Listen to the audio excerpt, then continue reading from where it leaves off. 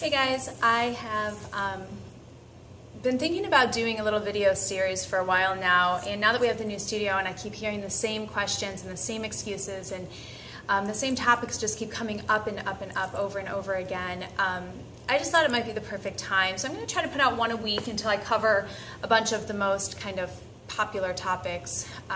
A lot of these videos too are just mainly to give you an insight into the mentality behind bent yoga and why it got started and what our goals are. I know it's really intimidating to start something new, especially if you have no idea what you're doing.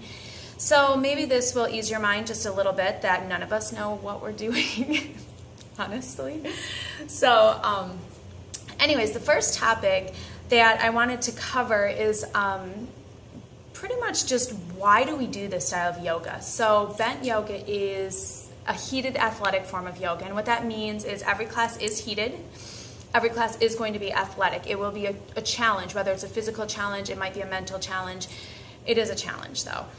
We do a lot of moving, we have loud music, the lights are low, and I kind of wanted to talk about the mentality behind this style of yoga. We hear a lot that this isn't real yoga, and we've heard it called cheerleader yoga before. All of that stuff, while I kind of just want to fight with them about it, I also understand that people don't quite understand where we're coming from. And so I'm kind of hoping to just give you a little insight into why loud music and moving fast is still considered yoga. So in order to kind of touch on that, first I guess we need to backtrack it a little bit to what is yoga. And this definition is very personal. It's the same thing as kind of what is religion to each person, or what is the right diet, or how do you raise your children. It's very personal, and it connects with some people, and other people will say, well, that's not what yoga is to me, and that's completely valid. What yoga is to me is it's an awareness. It is being in the present moment. I have told a story in class before about I had a dog, Kylie, and I would walk her miles upon miles because she had some health issues, and I had to walk her every day. So we would go on these long walks, and sometimes up to 6 to 10 miles. And it would take me, it's like the first mile or two, I was in my own head. I was still thinking about what was happening at work before, or what I had to do in the future, and oh my God, how long is this walk going to be? I got to get going, I got to get going, I got to get going. And then after about, 3 or 4 miles, then I would start to kind of hear birds chirping, which had always been there, but I had no clue. I didn't even know. And then we'd walk another mile or two, and I would start to smell, the trees, the air, the river, whatever it was. And again, that had been there for the past 4 miles, and I had no idea. I would start to see things. I would start to see different shapes and leaves and all that. So by the end of the walk, I was finally in the present moment, but it took me 8 miles to finally let go of all the stuff around me. And to me, that is the perfect description of what yoga is that yoga is a way to be in this moment, to stop thinking about the future, to stop thinking about the past, to notice your body, to notice what's going on inside your mind, to acknowledge it but not react to it. So you have to be aware of all of this stuff before you can move forward. And so yoga is that connection to me. It's to bring yourself into this moment. So yoga's been around, people say anywhere from 5,000, some people even go back 10,000 years. And a lot of times people are like, well, why would you change it? Why would you change this beautiful practice that has been around for so long? And one thing to note is that yoga in the olden days didn't use postures at all. It was more meditation, chanting. The postures didn't come about until way more recently. And what happens is this practice has been evolving, and it's been evolving because we've been evolving as a race, as a human being. And today's society, if I were to just tell you, go sit in a room and quiet your mind, you would pretend, maybe even outwardly, you'd look like, but in reality, your mind would be like all over the place, right? Because we don't know how to quiet our minds, because we live in a society where our worth is determined by how much we can get done and how quickly. You take on 17 projects at work and you get promoted, right? But if you focus all your energy into one project really well, you're still frowned upon. So We live in this multitasking society where we have so many distractions thrown at us. And so what this style of yoga is it's kind of fitting into your lifestyle. And what I mean by that is we are throwing a lot of layers upon you. We've got the heat, which we will talk about wholly in a whole nother video. We've got the loud music. We've got darker environment so that you can't judge, you can't look at other people. It's all about going inside. Everything we're doing is to try to get you to detach from the external world for just 60 minutes of your life.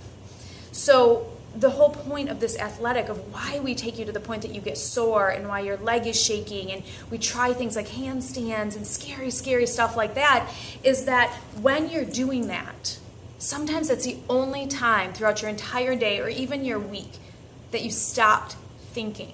That when your leg is shaking, you're so focused on staying in that lunge that all of a sudden everything else just kind of falls away. And in a society where we are taught from birth, hurry up, hurry up, hurry up, hurry up, hurry up, it's really, really difficult for us to slow down and to stop and to feel and to get that awareness. So the mentality behind this athletic form of yoga is, let's get your body being a tool to quiet your mind. So we're using the body to quiet down the mind. And it works for some people and it doesn't, but we work really well for kind of those ADHD type of mentalities, for athletes who are used to go, for these little, CEO overachievers who don't feel like lying on their mat, soft and gentle, is actually worthwhile for them. And so it's almost tricking you into yoga. I don't know if that makes any sense or if that's even good to admit or not, but it's getting in here because you feel like you're getting a workout, you feel sore the next day, you're stretching, you're getting flexibility, you're getting all these physical benefits, but what's also happening behind the scenes is maybe for a split second, you are actually able to be in this moment. And in a 60-minute class, being able to take 3 breaths in the present moment is a huge success because it's really tough for us to do. So that kind of sums up why we do this. It's not because we expect you to be able to bend into a pretzel. It's not because we want to intimidate people by going up in handstand or anything like that. It's because some of us need up here before we can quiet our mind. It's almost like this is the most beginner form of yoga.